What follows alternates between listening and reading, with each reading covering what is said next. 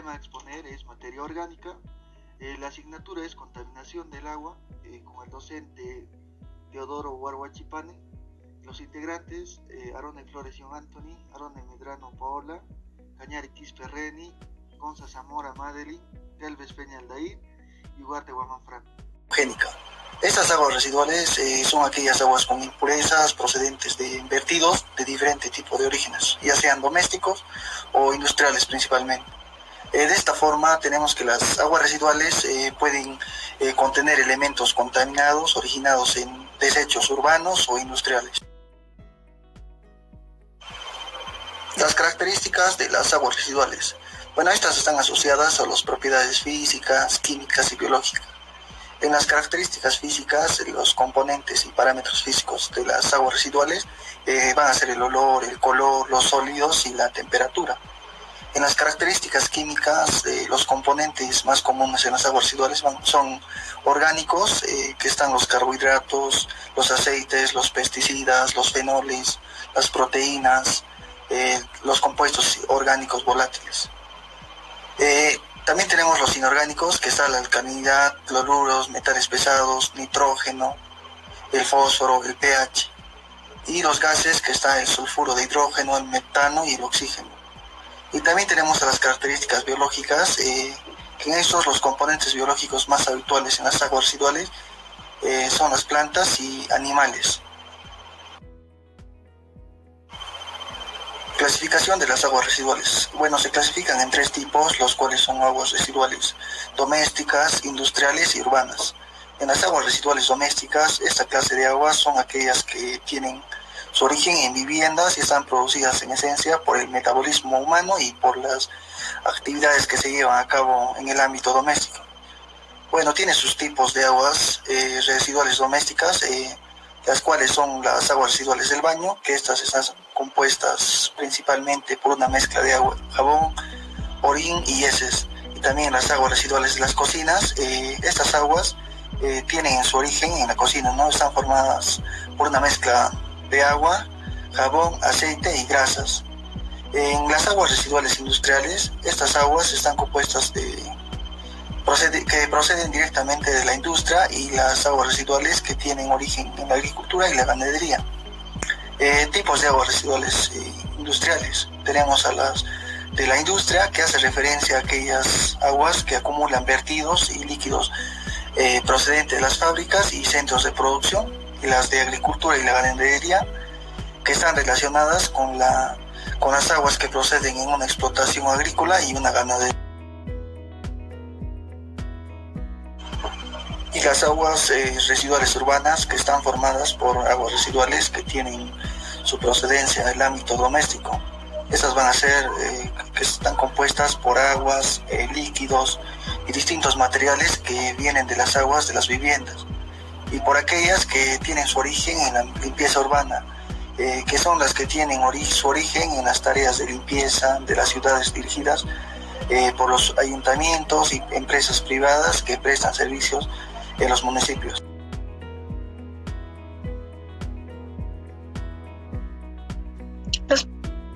Bueno, ahora les hablaré sobre los principales grupos de sustancias orgánicas que van a estar presentes en el agua residual. Recordemos que la materia orgánica va a constituir una tercera parte de los elementos de las aguas residuales. Estos son sólidos que van a provenir de los reinos animales o vegetales, así como de las actividades humanas relacionadas con la síntesis de compuestos orgánicos. Los principales grupos de sustancias orgánicas presentes en el agua son las proteínas de un 40 a 60%, también los hidratos de carbono de un 25 a 50% y grasas y aceites con un 10%.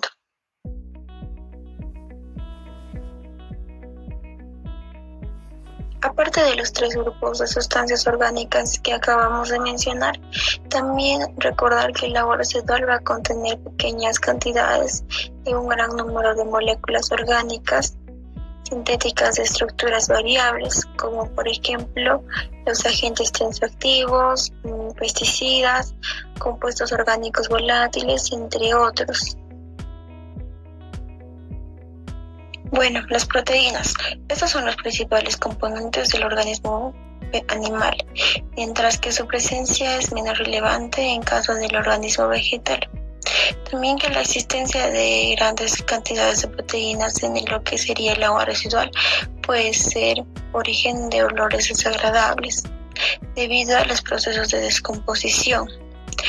Los hidratos de carbono están ampliamente distribuidos por la naturaleza, incluyendo azúcares, almidones, celulosa y fibras de madera.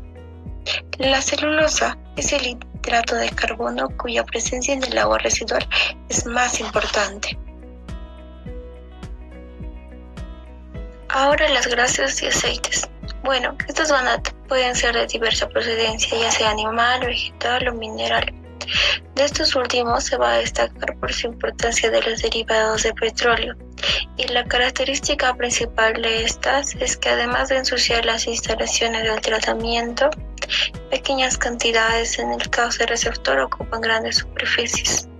Esto gracias a la tensión superficial y a muchas de ellas. También interfieren enormemente en la actividad biológica, impidiendo la transferencia de oxígeno desde la atmósfera a la masa del líquido, debido a la baja solubilidad del oxígeno en los aceites y las grasas. Ahora los agentes tensioactivos. Estos están formados por moléculas de gran tamaño, ligeramente solubles en agua, y son los responsables de la aparición de espuma en las plantas de tratamiento. Y en las aguas residuales urbanas, la espumación es debido a la presencia de detergente y proteínas. En aguas de procedencia industrial se debe a tensioactivos, partículas sólidas muy finas. Análisis de la demanda bioquímica de oxígeno. Son uno de los parámetros más importantes de la caracterización, que viene a ser el DQO y el DBO. El DQO es la cantidad de oxígeno necesario para descomponer químicamente la materia orgánica, y el DBO es la cantidad de oxígeno necesario para hacer esto biológicamente a través de microorganismos. Yo les hablaré sobre el DBO. Es el método más tradicional que mide la cantidad de oxígeno que consumen los microorganismos al proliferar en el agua residual y alimentarse de su materia orgánica. ¿Quién demanda el oxígeno? En este caso estamos hablando de bacterias aeróbicas, las cuales necesitan energía que producen del oxígeno para completar la descomposición. El oxígeno es consumido y como resultado se reduce el nivel que hay en este disuelta en el agua. Si existe una gran cantidad de materia orgánica en el agua, la demanda de oxígeno es asimismo mayor para que se lleve a cabo la descomposición.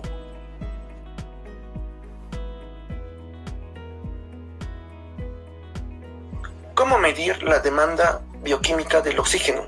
Existen dos métodos para medir el nivel del DBO. Ambos son pruebas empíricas. Método 1. Es el método más común. Una botella especial para la demanda bioquímica del oxígeno se llena al borde con la prueba de agua. La prueba se deja 5 días a una temperatura constante de 20 grados Celsius. En la oscuridad, después de los 5 días, se mide el contenido de oxígeno en comparación con el valor original. El consumo de oxígeno durante este periodo indica la demanda de oxígeno del agua. Método 2. Si se espera un DBO muy alta o si hay otras sustancias tóxicas o híbridas presentes en el agua, la muestra puede diluirse al principio. De esta manera se puede evitar que haya muy poco oxígeno presente para descomponer las sustancias orgánicas. Esto falsificaría el resultado de la medición, al igual que el método 1. Una comparación de los dos valores de antes y después sirve ahora como medida de consumo de oxígeno durante el periodo de medición. La demanda química de oxígeno es la cantidad de miligramos por litro consumido de las sustancias oxidorreductoras que se encuentran en un agua. Una de ellas tenemos el dicromato potásico, es una de las cuales se emplean en este proceso.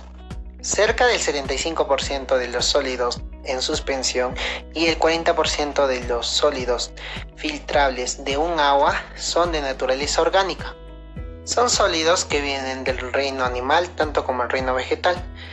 También se pueden observar sólidos de naturaleza humana, ya que nosotros botamos residuos.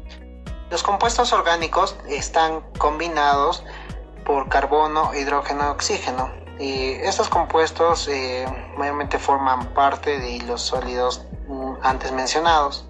También se encuentran presentes otros elementos, los cuales son el azufre, el fósforo y el hierro. Principales grupos de proteínas encontradas en un agua residual forman un 40 o un 60%. También se puede encontrar hidratos de carbono, los cuales son de un 25 a un 30%. También se pueden encontrar grasas y aceites, los cuales pueden ser el 10% de un agua residual. Para poder medir el daño que causan las aguas residuales se emplean diversas técnicas. Una de ellas puede ser para aguas negras, la cual se tiene que medir el carbono orgánico total que existe en esta agua residual. La demanda química de oxígeno se usa para medir la materia orgánica tanto en aguas naturales como en aguas residuales. La técnica tiene dos métodos, la cual podría ser un método tritamétrico y el otro es el colorimétrico de reflujo. Una muestra fuertemente ácida, exceso conocido de dicromato potásico, sería el método de titración. El proceso es aplicable para la demanda química de oxígeno entre 40 y 400 miligramos por litro consumido. Otro método sería el colorimétrico, el cual es cuando una muestra de QO se oxida por el ion dicromato. Sería con el método de QO, la cual es demanda química de oxígeno. Y pasamos al siguiente compañero. Analizadores de carbono orgánico total, COG. Un analizador de COG determina la cantidad de carbono en una muestra de agua. Acidificando la muestra y arrastrando con nitrógeno o helio, la muestra elimina todo el carbono inorgánico, dejando solo el carbono orgánico para ser medido. Los analizadores de COG son usados como un test de la pureza, ya que las bacterias introducen carbono orgánico. Prácticamente todos los analizadores de COG miden el dióxido de carbono, formando cuando el carbono se oxida o cuando el carbono inorgánico se acidifica.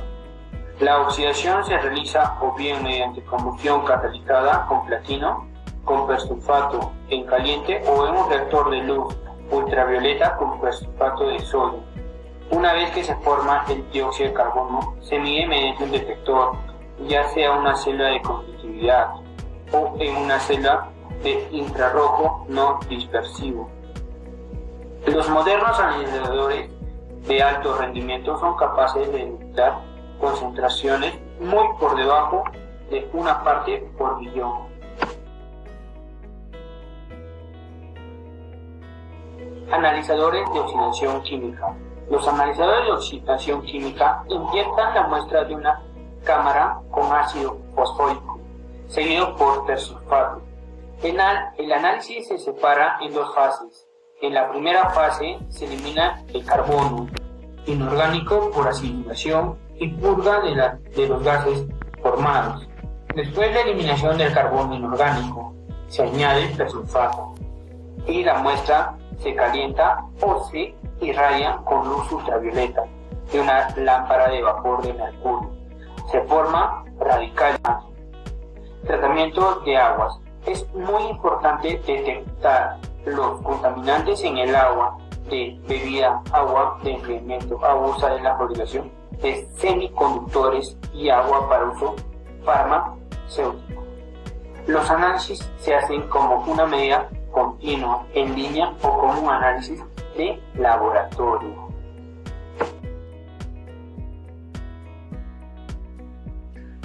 El oxígeno disuelto. El oxígeno disuelto es la cantidad de oxígeno gaseoso que se encuentra disuelta en el agua. Bueno, como sabemos, el oxígeno libre es fundamental para todo tipo de ser vivo, ya sea plantas o algas o peces, entre otros organismos. La concentración de este elemento es resultado del oxígeno que entra al sistema y que esta es consumida por los diferentes organismos vivos. La entrada del oxígeno puede estar provocada por muchas fuentes, desde las plantas acuáticas y algas, que estas cuando realizan la fotosíntesis liberan el oxígeno. Sin embargo, la principal fuente es la absorción del oxígeno que se da a través de la atmósfera. Este oxígeno se disuelve con facilidad hasta que el agua se sature. Una vez disuelto, se difunde lentamente y su distribución depende del movimiento del agua. Este proceso es natural y continuo, de modo que continuamente existe intercambio de oxígeno entre el agua y el aire. Por ejemplo, un agua turbulenta o una torrente de montaña o una laguna que presente oleaje tendrá mayor absorción de oxígeno, ya que la superficie del agua está expuesta directamente al aire. Y si las aguas están estancadas, estas no retienen ni absorben mayor cantidad de oxígeno. Su absorción es muy baja. El oxígeno de un sistema acuático no depende solo de la producción y del consumo. También existen otros factores que influyen en el oxígeno disuelto. Estas como la salinidad, que esta es, por ejemplo, el agua dulce tiene más oxígeno que el agua salada, la temperatura o la altitud. ¿Por qué es importante medir el oxígeno disuelto? Un adecuado nivel de oxígeno disuelto es necesario para determinar una buena calidad de agua. El oxígeno disuelto es considerado como un indicador de calidad de agua. Si la fuente de agua está contaminada y esta presenta microorganismos como bacterias o materia orgánica o presenta malos olores, la concentración del oxígeno disuelto va disminuyendo, lo que indica que el agua no es de buena calidad. Los organismos acuáticos requieren diferentes cantidades de oxígeno, pero generalmente requieren al menos de 6 partículas por millón para un crecimiento y desarrollo normal. Si los niveles de oxígeno disuelto están por debajo de las 3 partículas por millón, algunos peces u otros organismos no podrían sobrevivir.